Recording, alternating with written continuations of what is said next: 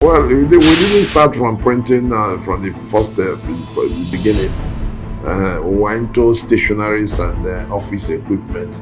Like now, we represent a lot of companies. So many people need money, but they don't want to work. When we started, I started with 2,000 naira. That was so many years ago. Well, over 30 something years ago, I was given 2,000 naira. It was not easy. So it was not easy. When he now stopped importing,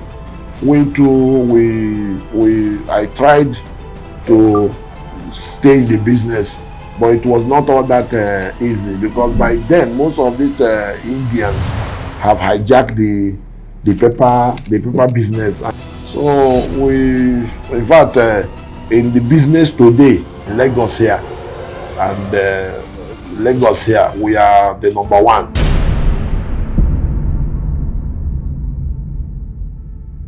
Hi guys, welcome to this special interview episode of Salah Meditates. Now this is the second episode of it. I remember in the first episode I told you guys I'm going to be doing my best to get you guys captains of industries and entrepreneurs and men who are doing exploits and great exploits in their businesses and various fields to interview them so I can get their ideas and how they were able to build wealth for themselves. So today's guest is a very special guest and his name is Dr. Frank. I've known Dr. Frank for quite some time now and I've seen his dedication, doggedness and his zeal when it comes to entrepreneurship and when it comes to building business. So little research with him and discussion with him, I began to realize that he was able to use 2,000 naira, that is for some decades ago now, 2,000 naira to create wealth and build wealth, to become the number one importer of wedding invitation card materials currently in Lagos. And you know, Lagos State is big. When you are the number one in Lagos, you are invariably the number one in the country.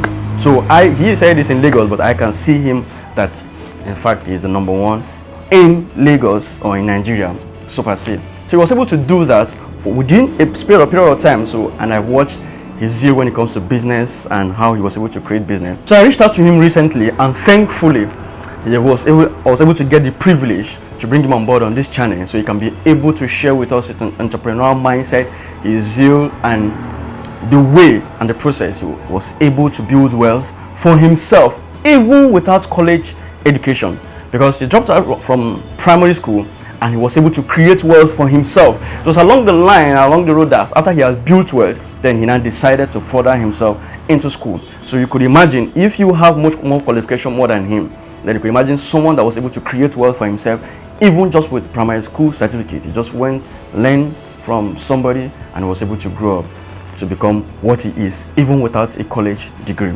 So before we go into the interview proper, it is your first time of coming to this channel, kindly do us a favor by giving this video a thumbs up. Subscribe to this channel because there are more tons of things I have for you guys in store. I mean, this phase here I'm strategizing a whole lot of things, so you guys should be expecting a whole lot of content that's going to change your mindset, change your life, change your career in diverse ways and in businesses. I have a lot of people on deck that I'm going to bring on board on you guys. So give this video a thumbs up, subscribe to this channel, and without much further ado, let's just get into the video. Ladies and gentlemen, this is Dr. Frank.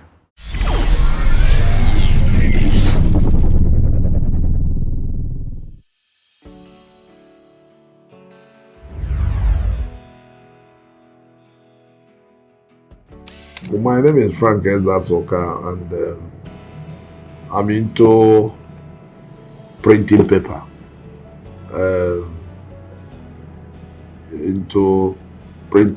printing materials, and we also sell wedding invitation cards, and everything that has to do with the printing. Yeah, so that is what we do.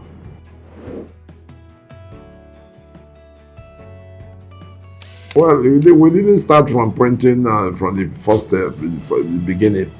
We went to stationaries and office equipment. So later we diversify into this, and this we have been here for over 20 years, and we've been doing it, and it has not been easy anyway. Like when we started, I started with 2,000 naira. That was so many years ago. How many years ago? Well, over 30 something years ago, I was given 2,000 naira, and with that now we've been managing, and God has been with us, and it has not been easy anyway.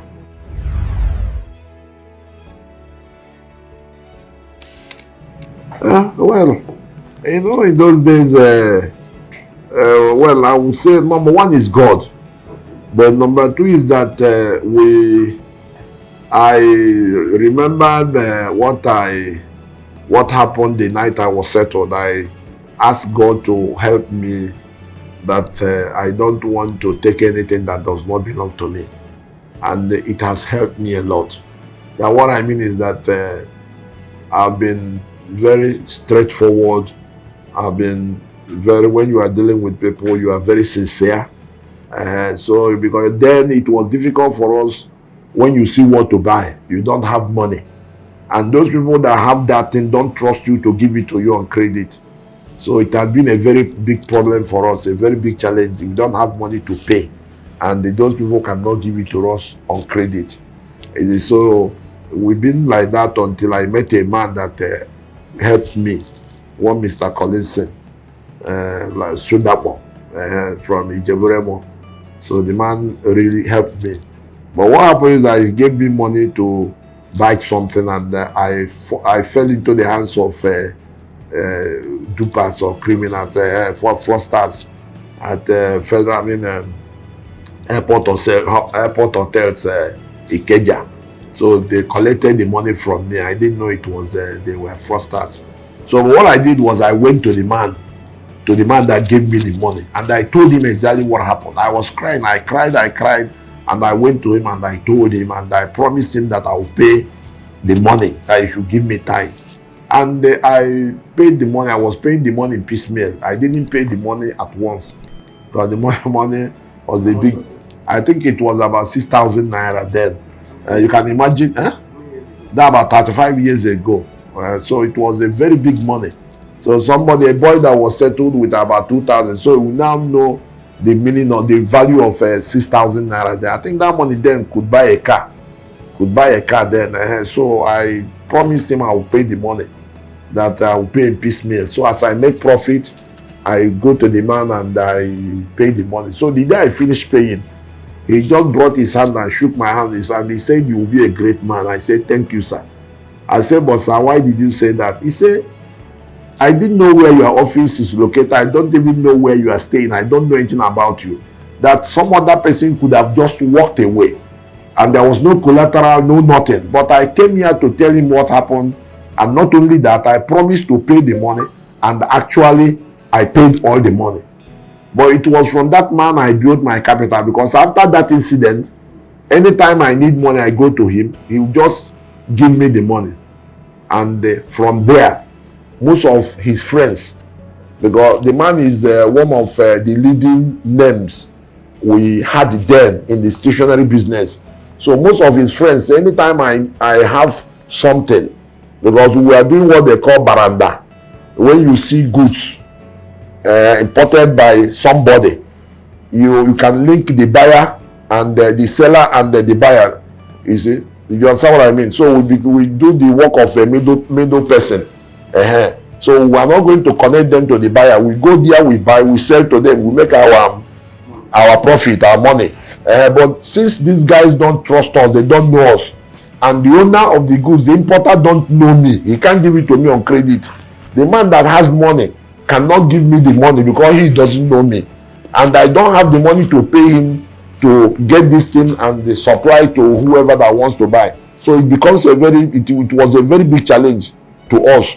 So but since this man I have built trust, this Collinson man, so when I go to anybody like Blessed Bookshop, Enioshoro Bookshop, and most of them, when they are afraid to give me money, I'll tell them to call Chief Shodapo, Mr. Collinson Bookshop, that Collinson stationery store. But I think the man's name is Chief Shodapo. So when they call him, he will assure them that they should give me money, that there's no problem, that I will pay them. So they will now give me money, I go to the importer, buy, and they supply to them. So that was how we built our capital. Later now, from that stationery business, I now moved to paper. And that was how we came down to Mushi here. Because Mushi is the headquarter of paper. They don't sell paper, it's the Lagos Island. When I was selling stationeries, it was the Lagos Island. But here, we now sell paper.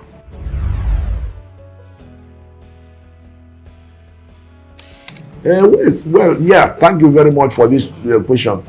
Stationery business is just like an article. It's like an article business. You buy things in bulk and you sell in retail, like Tipex. We were selling Tipex then. Tipex is what you use to correct mistakes in what do you call this, in a computer, and you use it to correct mistakes. So we buy in cartons and we sell in dozens. Sometimes you can sell only one, sometimes you can sell 1 dozen, 6 pieces. So, and we sell also biro, we sell pencil, we sell crayon, we sell all these things in retail. So it's not something you sell in bulk. So, and I needed to go into a business that I can sell in bulk, because it is very difficult to manage and to monitor, especially when you have these boys, to monitor what is happening. You can get like 10 cartons of Tipex, like for instance, 10 cartons of Tipex. After about 1 week or 2 weeks, 3 weeks, I tell you that the 10 cartons is gone. So now, whether they sold this thing and the money is inside their pocket or in their own pocket, you don't know. So I wanted something that I can have in bulk, sell them in bulk. Even if I make 1,000 or 2,000, 3,000, it could be very easy for me to monitor and to monitor. So that was the reason why I moved into paper business, and God really blessed me in that paper business.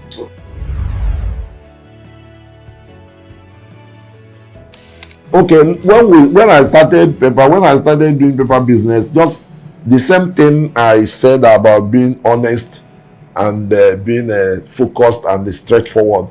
I was supplying something to Abiola bookshop.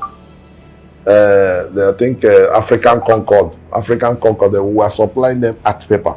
They used that art paper for the cover of African Concord. It's a magazine, African Concord. So we were supplying some. So one day I met Deji, the second son of Chief MK Abiola, and I advised him that paper business is a good business, that if he can go into the business, that it is good. Mind you, they are buying these things from me. They were buying this paper business, paper, cover paper from me. So I advised him, and he now gave it a trial. I told him, I said, you have the warehouse facility, you have the money, you have everything, that paper business is good. Now he brought in the first containers he brought were just about eight containers for trial.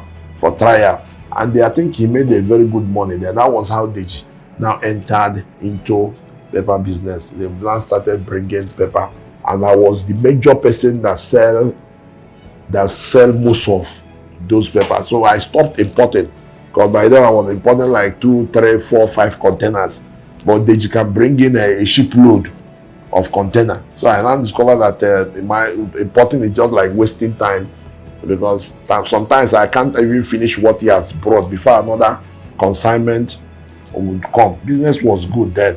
So that was how we made our money until 1993, when this June 12, 1993, June 12 issue 993. That was when I think they had they had issue with the federal government, and they stopped importing. I think because according to him, when their goods entered Nigeria, then the custom people give them a lot of problems. So I think that was the reason why he now stopped importing. So me too, I diversified from that paper business to wedding card business. That is what we do right now.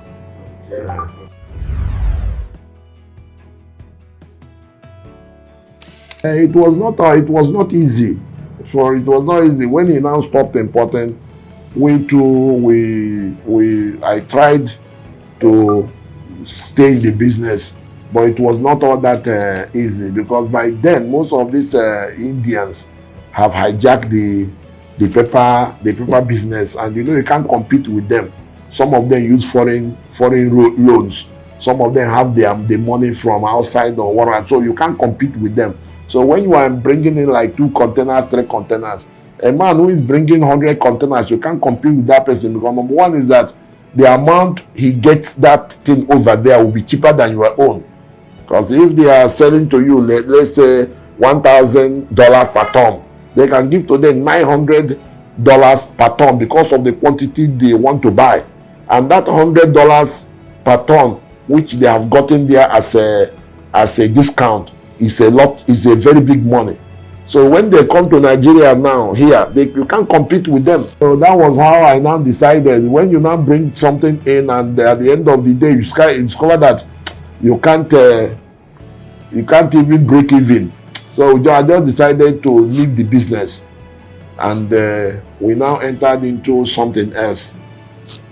Okay, which is the wedding invitation card.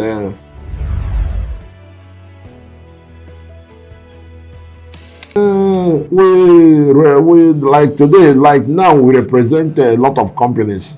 We represent Idem invitation card from Turkey.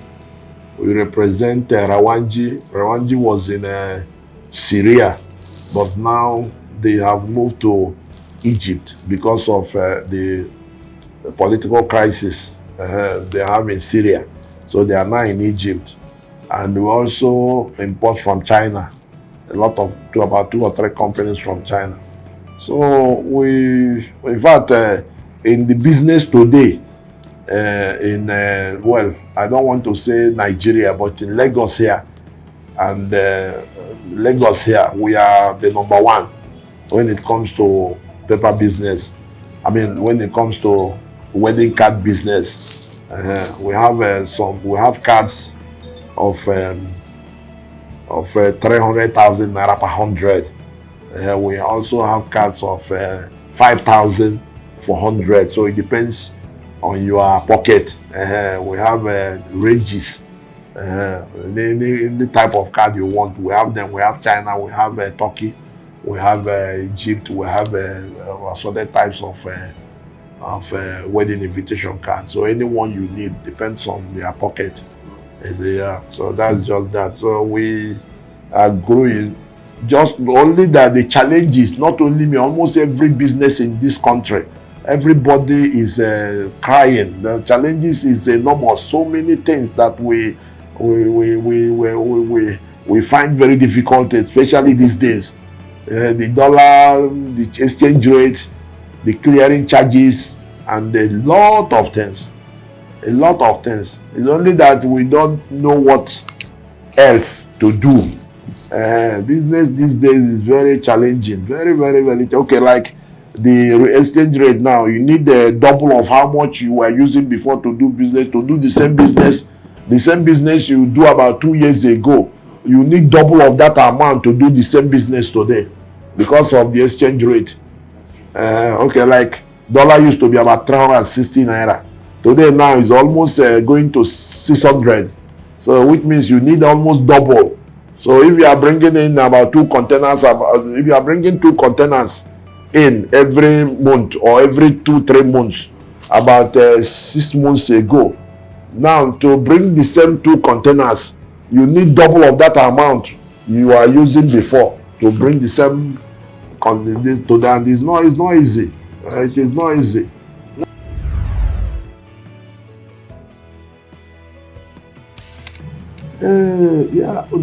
The people that were there were selling only one brand. Like we had our competitors. One was TBZ, the other one was Koza. The 2 companies today have gone underground. They have closed down, and because they were selling only one brand. So when I came, I now discovered that selling only one brand will not be the best. we wanted to make sure we accommodate everybody. We accommodate everybody. So if you come to my office of our selling point over there, there is no type of card that you will not see. So if you have big money, we show you the card of big people. If you're Okada man, we show you the card that an Okada man will buy. Even if you are Keke drive, we show you the one of Keke. So if you come into our office, you must get what you want. But other people were selling one brand, and that brand, some of them are too expensive that those junior people cannot buy. So we accommodate everybody. We have China, we have a Turkey. Like I said, we have a card of 350,000 naira per 100 with the accessories. We have the card of 200,000 naira with the accessories, the card, the accessories, and everything. We have a card of 100,000 per 100. We have a card of 50,000 per 100. We have the card of 35,000 per 100. We have the card of 5,000 per 100 with the accessories. So it depends on what you want. We have more than varieties of cards, up to 500 designs. Up to 500 designs. The industry, yes. So anybody that is coming to us, you will come and you know that you must get what you want.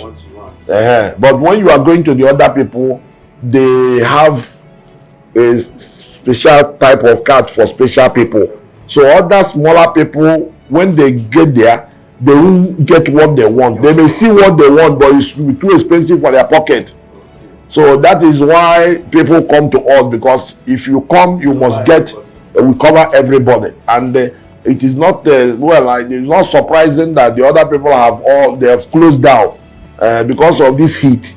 Maybe some of them have some other things that they can go into, but like us, we don't know where else. So that is why we are here, and we make sure that we are here, and we are serving a lot of people, and that is it.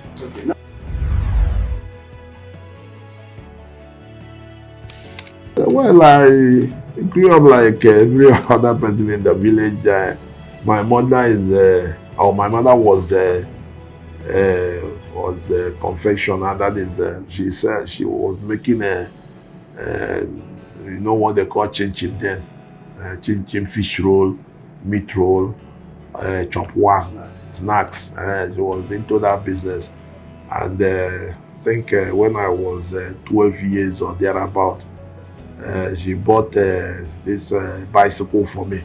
That bicycle that has a carrier in the front. This one they use for ice cream. My mother bought that bicycle. I used it to sell her products then around our towns, the towns around our village, like Nobi, Oketiti, Adazi, Oruku, all those Along, all those areas.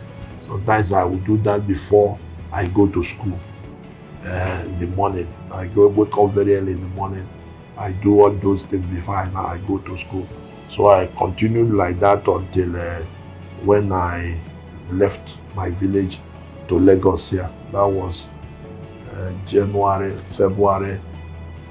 1974. That was when I left my village to stay with my uncle in Lagos here. We are staying somewhere in Mushi. And we are staying somewhere in Mushi. So I spent 5-6 years with my uncle. Learning a trade? Learning a trade, yes, learning a trade. So Did you go to university? No. I didn't go to university. I only finished primary 6. I came down to Lagos and I stayed with my uncle. So he taught me a trade. So it was when I left him in December 31st, 1978, that I started my business, and by 81, I said, by then I've already known the importance of education because we were selling books then, reading books like Day by Day, Alawiye, all those reading books. That was what my uncle was selling. So that was the trade he taught me. So during off season, we had a lot of chance, a lot of time. So I would start reading some of those books that we sell. And so that was how I developed the habit of reading, and I now knew that education is very important.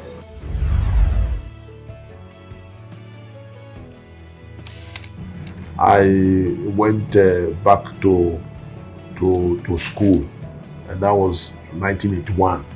So I went to Bishop Agi Memorial Secondary School here in Mushi. So when I finished my class 5, I went to University of Lagos, where I did business and industrial law, diploma in business and industrial law. That was 1996. So, and later I went to LASU, Lagos State University, where I did my political science. Yeah, by the grace of God. And after that, I went to different schools, like Bible school, church growth, a lot of other schools that we have gone. I've done my master's, I've done my PhD, and wow. So all these things you are doing them after you have started work already. Sure. You enter, you're working before you started, before you started school. Yeah. I mean, you practically sponsor yourself. Sure. Through school. Sure.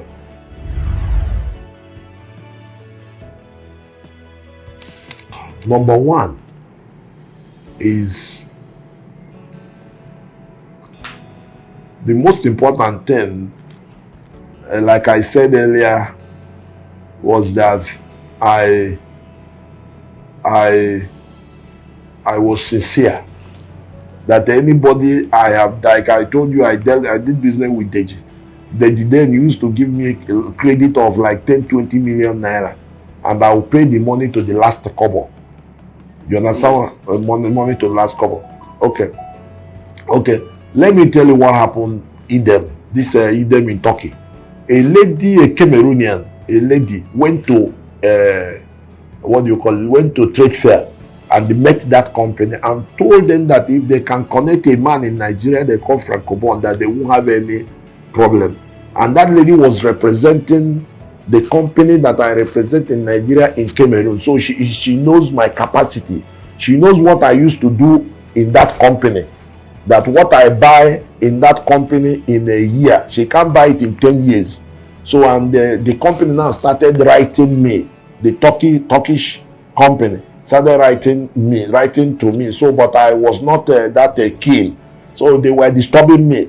While a lot of people were disturbing the company, but the company was disturbing me, that they want me to represent them. So eventually I agreed. You can't believe it that they gave me 40-feet container. Then I think it was $200,000 credit. Wow. And these are the companies I have never met the chairman. I have never known them. They don't know me from Adam.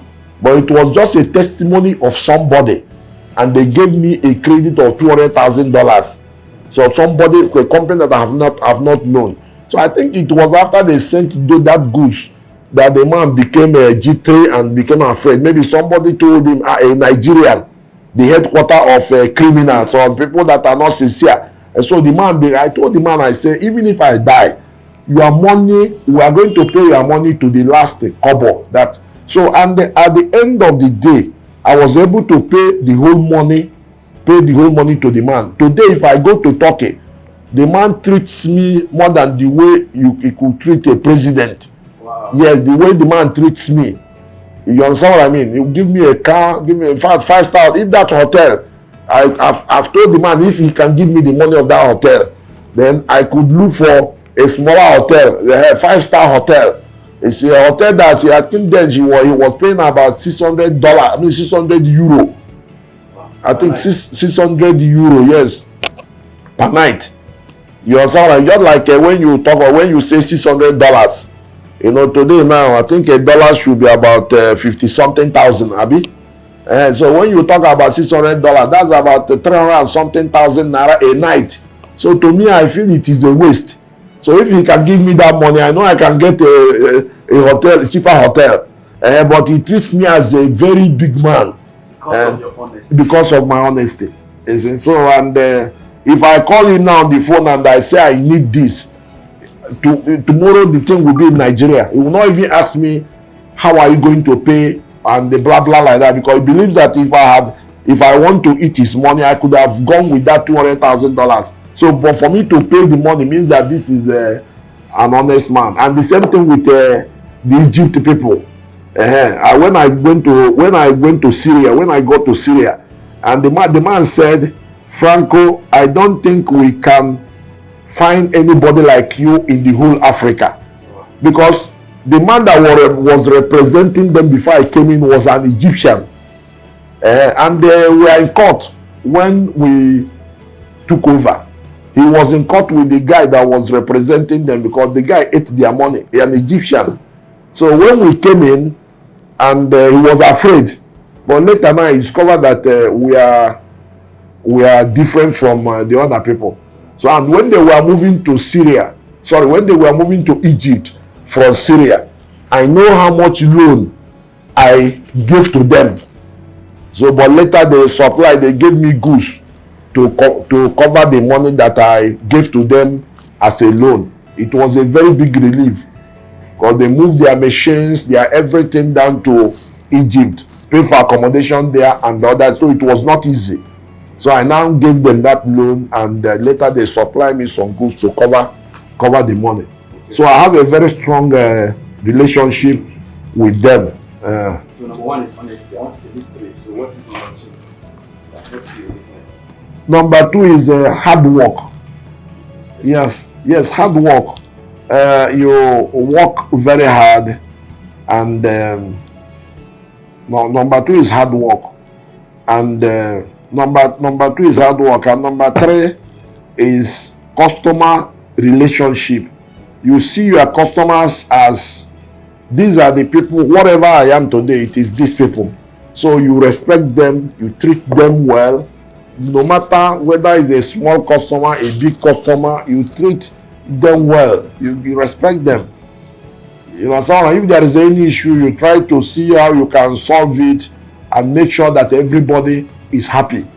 Is it? Everybody is happy. Like the percentage you give to them, some people say it's too much. I said these are the people that are okay. Like I'm sitting down here, they are the ones that are in the field. They sell to customers, to talk to convince one person to buy your product is not easy. You talk.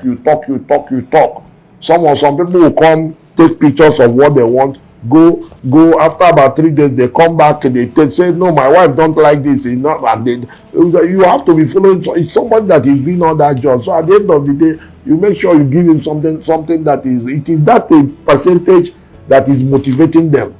Like we give them 20%. So if you sell goods of like 200,000, you are making like 40,000 naira. So most of the time, it's called that what we make is not near what they make. But when they are struggling and they are trying to convince a customer, they know that at the end of the day, if this customer could buy this thing, that is going to make something reasonable. But if what you are giving to them is peanut, they won't be motivated. So that is number three. Like I said, number one is honesty. Number two is the hard work. And number three is good customer relationship. How do you?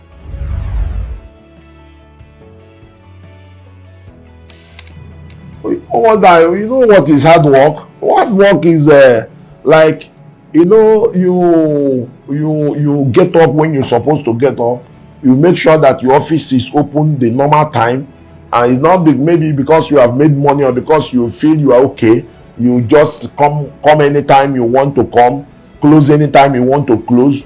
You people that come to buy things from you, they will not even answer. This is when this man, you go there, sometimes you meet him, sometimes you go there, you don't meet him, and things like that. You work hard, and you make sure that what customers want is always there.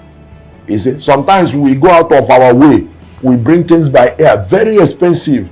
Even if we bring by air, sometimes we don't make any profit, but we make sure that the product is there so that people don't come and say, this one Kosi, this one is not available, that is not available, this one is not available, this one is not available. So we go out of our way to bring this thing by air. just to make sure that these things are available. It's not even making money, but to make sure that it's available. So this is what I mean by you work very hard and make sure that at every particular point in time that you are on. Is it? Because if people come and this one is not available, that it could discourage them. Is it? So working hard, like I said, you get up when you're supposed to get up. You have a specific time you close that time. You open when you're supposed to open.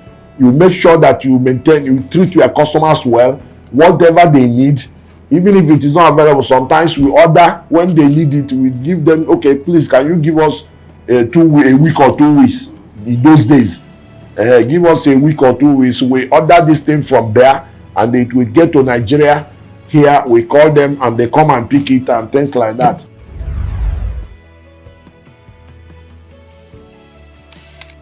Well, a lot of factors, a lot of things.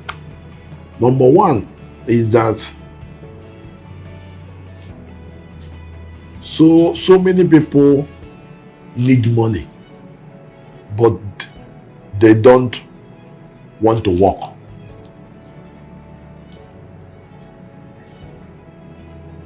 That's number one. They need money, they love money, they know what they can do with money, but they are not ready to work. Number two is insincerity. Like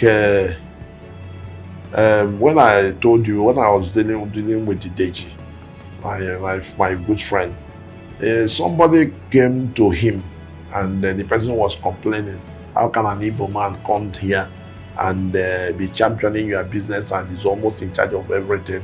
And I said, and I think Deji told the person, look, if I give you the type of credit I give to, the truth is that nobody will see you again. You may disappear. But I've been dealing with this guy for years, and when I give him anything, he returns my money. Like we all know, we have a lot of people in this country that are rich, but they don't see people that they can trust, that are going to help them to manage that their wealth or their riches. Most of the people that come across them just want to grab something and they go and they run away. So they are afraid to even deal with people because they don't know who is who and who is straightforward. So the major problem we have here is insincerity. A lot of, especially this new generation, they want money, but that is why you see all these Yahoo people and so many dubious people. A lot of people, they want money, tell you stories, and they collect your money and you will not see them.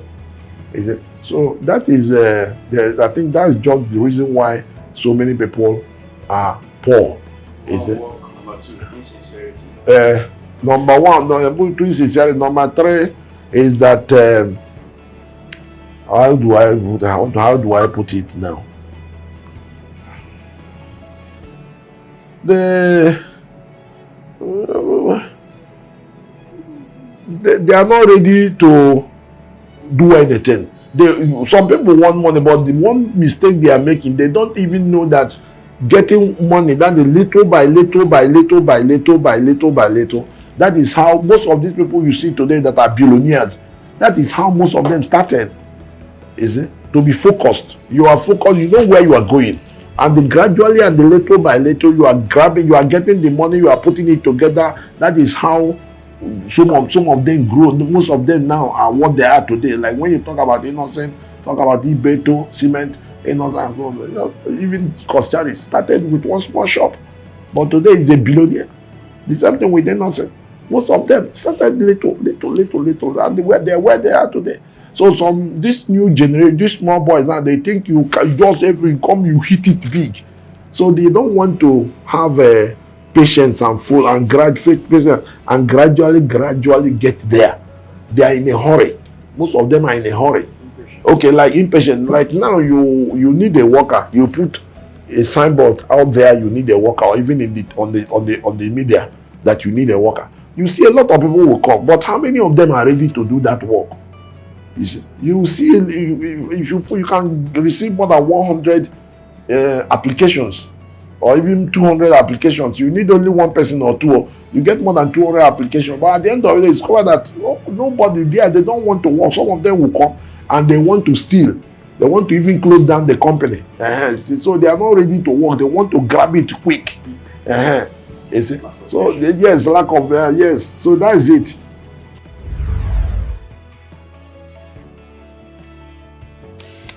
Like when you have a lot, Like you give somebody duped you, or you're falling short of something, or you lost huge amount of money.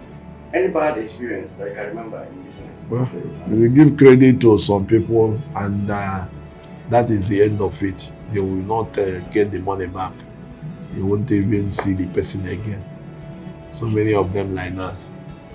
And that's why today we are very, very careful even to give credit to anybody.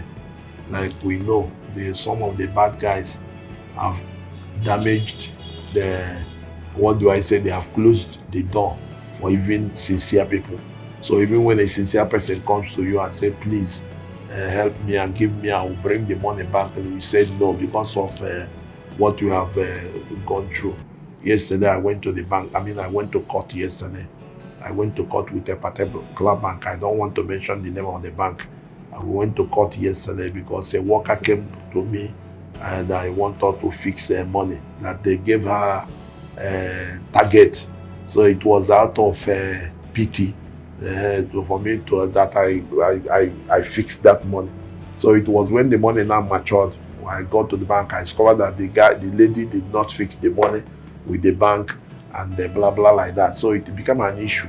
And before you knew what was going on, the lady has absconded and left the bank with what I had. They said the money that she went out with was about 80-something million naira. My own was involved and so many other people. So that one also where now we went to court. Well, yesterday I was at Ikoyi court. So a lot of them like that. So a lot of them. It's a very risky business. Is a very risky adventure. Even some of the boys that are working with you, some will. I know some my former manager, storeman, was stealing my goods and was selling until one day God arrested him. Even one of the sales ladies sold something and they collected all the money. And then later we teach through the CCTV that we discovered, because when we checked our records, discovered that something was missing, and she denied it was CCTV that and so a lot.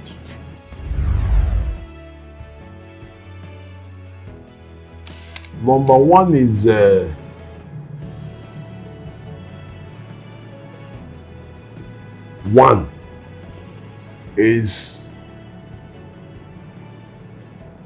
leaving your area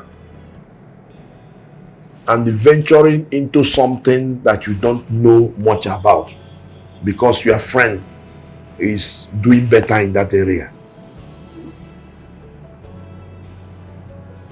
Let me give you an instance. A friend of mine, we're also into the same paper business, called me sometime about 3-4 years ago that he bought shares, and the thing is giving him money that he wants me to enter into it. I think he borrowed money from bank to buy those shares. He bought 2 million shares at 88 naira. That's about 16 million naira for those 2 million shares.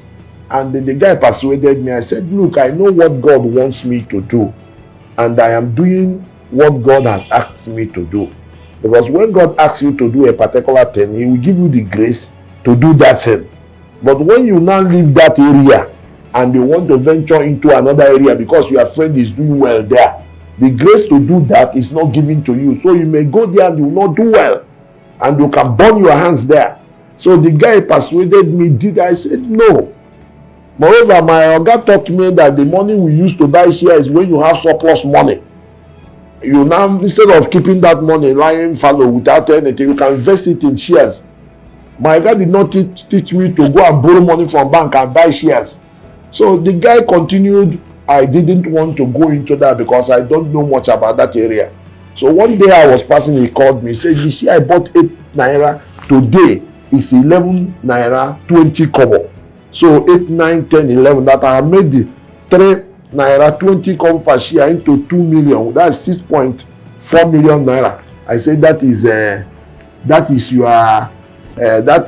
your luck, and the possibility that is what God wants to give to you. So it was like that until maybe after 6 months after that time, I now had that share, the share business or share whatever has crashed. So that share of 8 naira something, today now or then it was about 2 naira something. So the guy nearly died.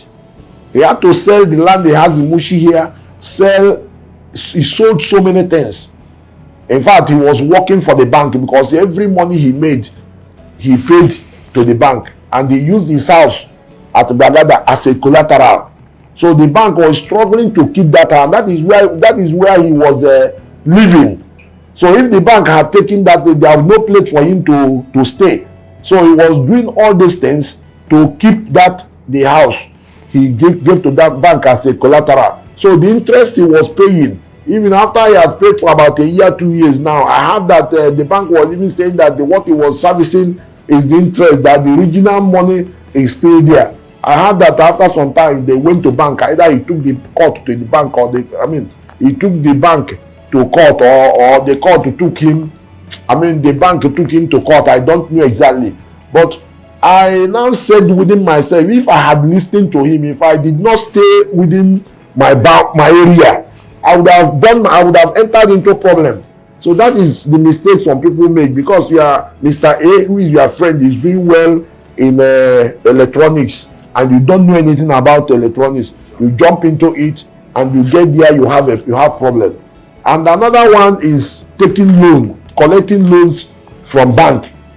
You see, I don't know, but I have never done that. You see, I work within the limit of my resources, because most of the people I know that have collected money from banks, some of them don't end well. Some of them don't end well. Some die of heart attack, some stroke, some, you understand what I mean? So you go collecting loan, unless if you possibly import something and you need some money to clear the goods.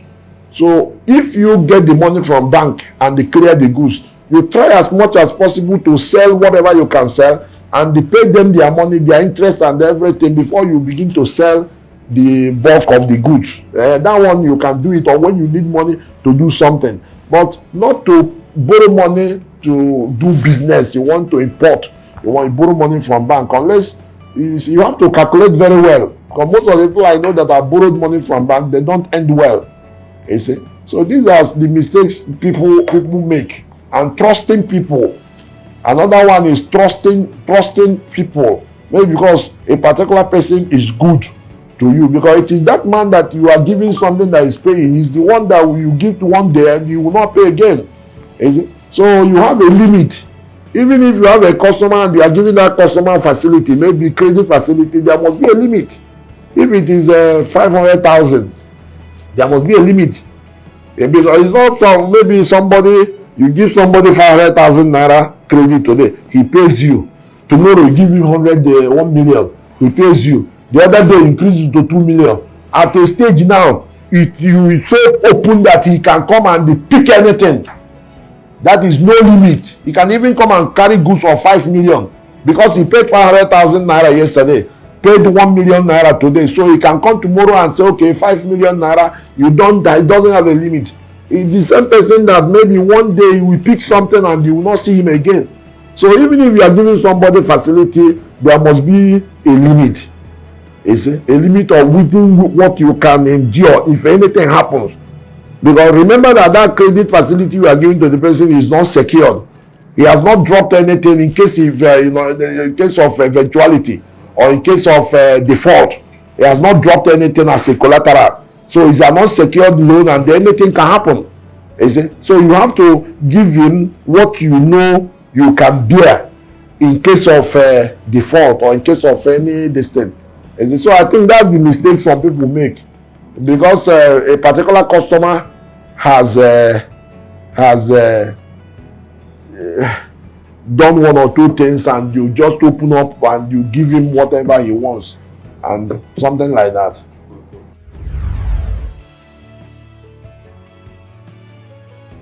Well, you number one is that you have to let them know that they can trust you. That they can trust you. Now, let me go back to this. There was a time the accountant, one Mr. Deleye, told me that my check was as good as cash. That anytime I give them check, they regard my check as a cash. Because when I give them check to them, I will follow that check. I have never, my 8-10 years operation with them, I have never given them a check and they go to bank and they return that check because either there is no money or whatever. Is it? So you have to build that trust. They know that this man, if you tell them, okay, if they give you something and you say, I'm going to pay tomorrow, that tomorrow, if you cannot pay, call them on the phone. Please, I can't pay today. I told you I'll pay this morning today, Friday, but something happened. I can't pay today, Friday. Please give me till Monday next week. Don't wait for them to call you. Maybe around 6 o'clock or 5. Mr. Frank, you said you are paid, going to pay on Friday. We have not seen you. We have not seen your money. I said, I'm sorry. Please. No, it's not good. So let them know that this man his words is his bond. Whatever he says, they stand by it. So these are the way you build that trust, and you build the relationship, and people can trust you. You can say this is what you can do, and like I said, you don't. If you know you don't have money in them, but don't give them check. Or if you give them, you can give them a post-dated check that this is when money will be available. It's better that way than to give somebody a check and they go put it in the bank, they return the check, they say, okay, pay it back again. They pay it back, they return it. After some time, say, if you tell them to pay, they won't want to pay because they are, you understand what I mean? Even after some time, when you go there now, you give them a check, they say, now so this man, wahala too much, now so you go bring check now, that check will not work, and the things like that. So that's it. You build the relationship and let people trust you. Let them know that this is what you can do. Let your yes be yes, and let your no be no. Let people trust you. Yeah, that's it. I think.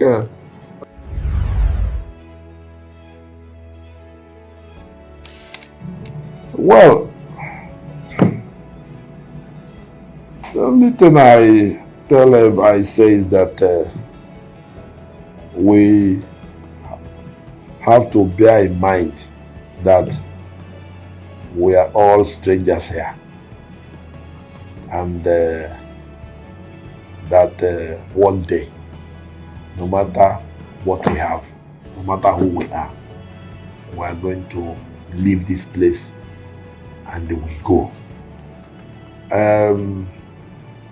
So we have to be very careful, generally in life. And whatever position you find yourself, you know it is just the grace of God.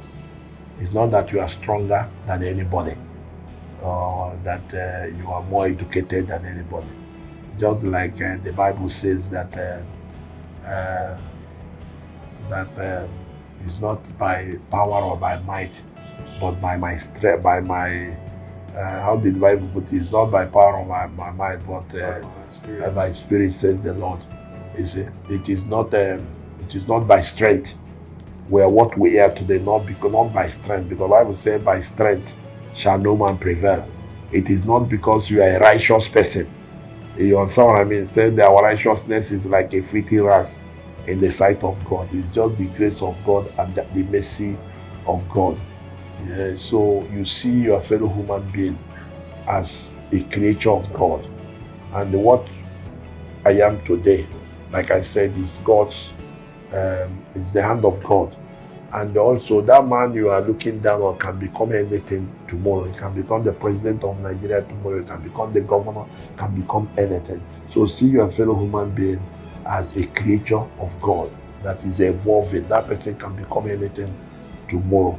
And also, believe in yourself. Believe in yourself.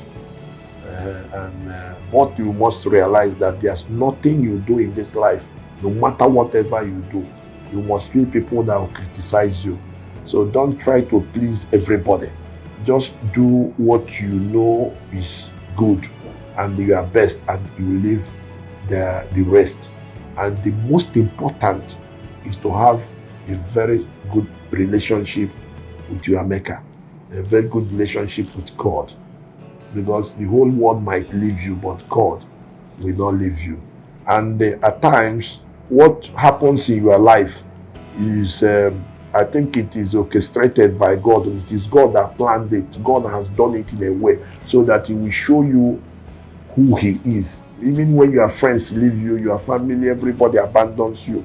As long as God is with you, you don't have any problem. He might allow that to happen so that He will show you that He is there. You understand what I mean? So I think that's just that. We are here. We do our little best, what we can do, and we leave the rest. No matter what we are, at the end of the day, we have to go. There are people that were here before us, and we are now here today. So maybe some 10, 20, 30 years to come, some of us we may not be here, and the other people will occupy this position. I could remember in those days when I was younger, some names that I used to hear in my village, all of them have gone, and today it is our top. A day is coming when we all go, and it will turn off for people that are coming after us. So that is the way life is, and it has to continue that way. So that's just that. So the little you can do to assist people, help people, you do, and you have to be very careful when you are also helping. You have to be very careful when you also helping, because you might help somebody and you enter into problem for trying to help someone. So that's why you need God to lead you and to direct you. The Bible says that many as are led by the Spirit of the Lord, they are the sons of God. Allow God to lead you. Allow God to direct you. Because somebody might even come pretending to need help, but in the actual sense of it, he wants something. I heard from in my village, I had so many people are saying that you can give money to somebody, you will not use that money and go and do juju and something like that to tie the person. So how do you now know who is sincerely in need of help and who wants to collect that money and go and do juju? So how do you know? It is God that will be leading you and be directing you. You understand what I mean? So that's just that.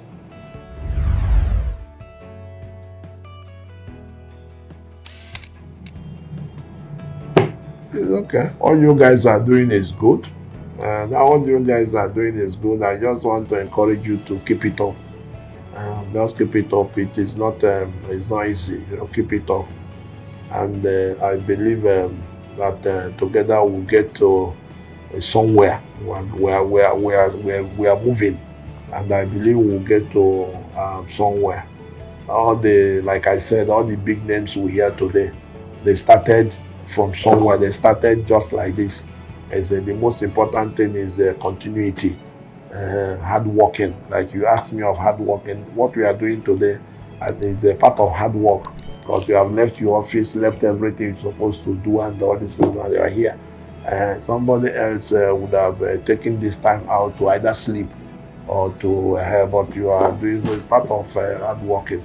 So maybe somebody will look at it, there may not be too much money there, but gradually we get to where we are going. So I just want to encourage you guys, and you continue, and also we are doing our little best to make the society what it's supposed to be. And God is going to help us. Yes. In Jesus' name. Amen. Thank you very much. Yeah, thank you too. Thank you, sir. So thanks guys for watching this special episode, and I'm sure you must have learned something from this interview. And if you do, kindly drop your comment below. If you have any questions, thoughts or suggestions, just put it on the comment section, and also give this video a thumbs up and share it with someone. Remember to subscribe to this channel, because I'm going to be doing my best to bring you guys captains of industries. I'm going to share with you how they were able to grow their businesses and become what they are today. So thank you for watching once again. My name is Benzik, and I will see you again next time.